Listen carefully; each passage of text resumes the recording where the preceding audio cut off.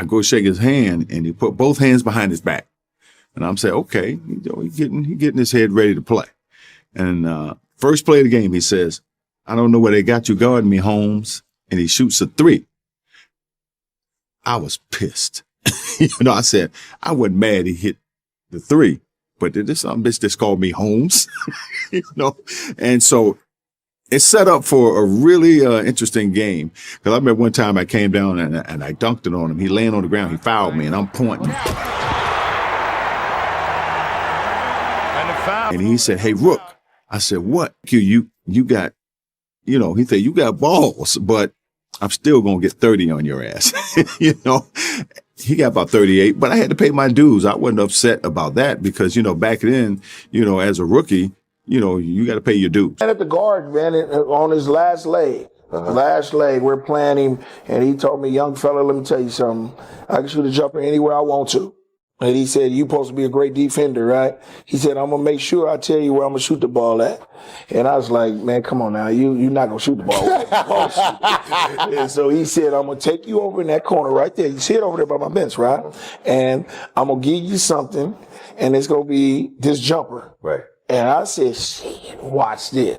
So all of a sudden, we playing, and I'm D'ing him up, and he slowballed me. That's where I got the slow ball. Put your back to your back like this, and his back was bad during this time. So he went right to that corner, and I'm up on him. I'm under him. He said, young fella, what did I tell you I was going to do? And he turned around, raised up, looked around. It was all draws. And I said, shit, I ain't going to mess with you no more. And that's just a veteran knowing how he can play. Wow. You know what I'm saying? And what he can do. He knew that I was smaller than him. He can shoot over me, and he can create space. I remember as a rookie, he came in, he walked by our bench at the Salt Palace and said, I feel like 43 tonight. And he came out, he scored 43 in the third quarter and checked himself out with a 20-point victory, and I went, wow, welcome to the big time. It was fairly impressive, especially when he backed it up. Boston that morning, I go to the game on the early bus. I get there. They come out on they say, hey, Sean, you starting tonight against Larry. And I was like, okay. I'm all for it, though, So, well, first of all, he asked me to jump ball. He said, you the cat that broke all my records in high school, right? And I was like, yeah, that's me. He goes, yeah, you're the one that used to dunk my brother too, right? Eddie. And I was like, yeah, that's me. He said, I got you for you tonight. Larry gave me 50 3/4. Oh, my.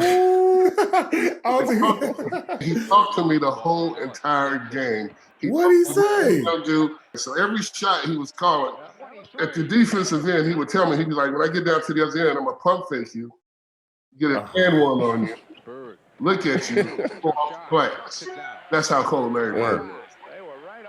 He said, who's guarding me as we come out of timeout? Now, remember, I'm a rookie because Price is out because he hurt. Right. He says, who's guarding me?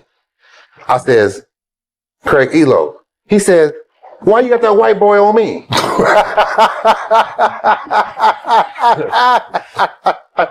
Don't put no white boy on me.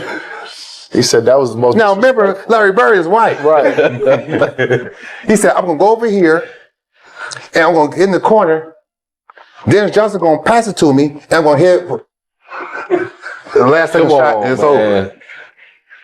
Come on, man. So I'm like, I told Joe Wood, I said, hey, man, listen, the ball is going to Larry Bird. Everybody knows the ball's going to Larry Bird. Right. Just do whatever you can. Craig, Gerald, just cover him. Right. Right. You see how your demeanor went? That's all I need, TB. Right. That space to catch the ball. Yeah. And his fingers was all broke. Right. He hit the shot. All his chemical, all them, he was getting them off of him like this. He walked off and said, legend,